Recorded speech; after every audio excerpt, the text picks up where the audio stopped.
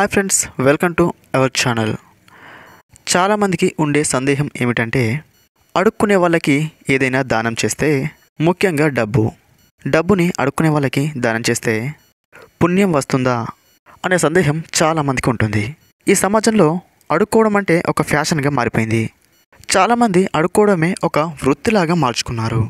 రోజు పొద్దున్నే లేవడం, బయట హోటల్స్లో హ్యాపీగా టిఫిన్ చేయడం, అందరినీ అడుక్కోవడం, ఒకవేళ అడుక్కున్న సమయంలో ఎవరైనా డబ్బులు వేయకపోతే వాళ్ళని తిట్టడం, లేదా అందరి ముందు చిటికలు వేయడం, ఇలాంటివి సమాజంలో చాలా జరుగుతున్నాయి. అడుక్కునే వారికి దానం చేస్తే పుణ్యం వస్తుంది అనేది దేవుడిరుగు. కానీ ఒక అడుక్కునేవానికి దానం చేస్తే 10 మంది అడుక్కునే వాళ్ళు తయారవుతున్నారు. వాళ్ళందరికీ బయట పని దొరకక కాదు, పని చేయలేని పరిస్థితులు ఉన్నాయని కూడా కాదు, మనమే వాళ్ళని అడుక్కునే వాళ్ళలాగా తయారు చేస్తున్నాం.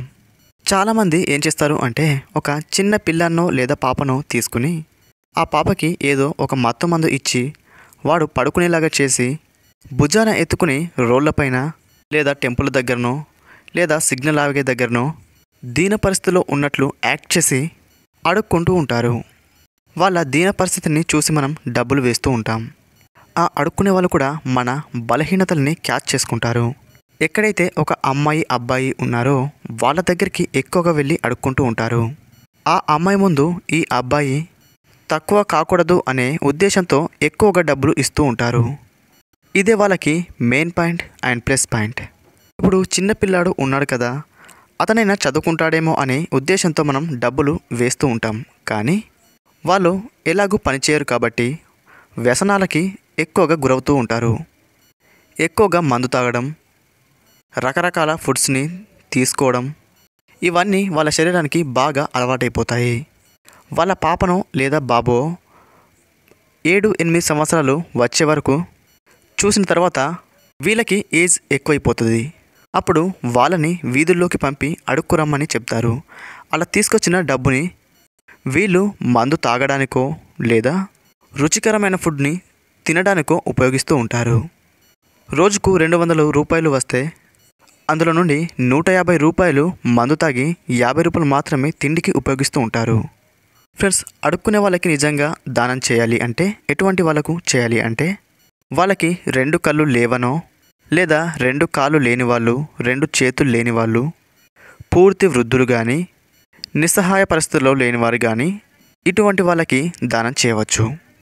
మీరు అనుకోవచ్చు, అడుక్కునేవానికి 2 రూపాయలు 5 రూపాయలు వేస్తే మన ఆస్తులేం కరిగిపోవు కదా, అరిగిపోవు కదా అని అనవచ్చు. మన ఆస్తులు అరిగిపోవు, కానీ మనం వేసే 5 రూపాయలు 10 రూపాయలకి వాళ్ళలో మరింత ఉత్సాహం పెరుగుతుంది. ఇలా అడుక్కుంటూ పోతూ హ్యాపీగా జీవితం గడపవచ్చు అనే మనస్తత్వం వాళ్ళను జీవితాంతం అడుక్కునే వాళ్ళలాగే చేస్తుంది. ఈ అడుక్కునే వాళ్ళకి డబ్బులు వేయడం కంటే పల్లెటూళ్ళలో చాలా వరకు చాలా పేదవాళ్ళు, 2 కుమార్తెలు ఉండి తండ్రిని కోల్పోయిన వాళ్ళు ఉన్నారు. వాళ్ళు ఏమాత్రం డబ్బులు అడుక్కోకుండా సొంతంగా కష్టపడుతూ జీవితాన్ని కొనసాగిస్తూ ఉంటారు.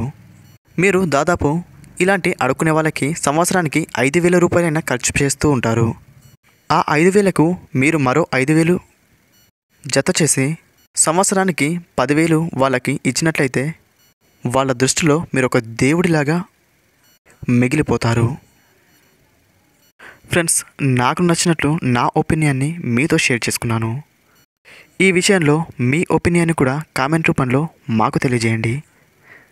Thanks for watching this video.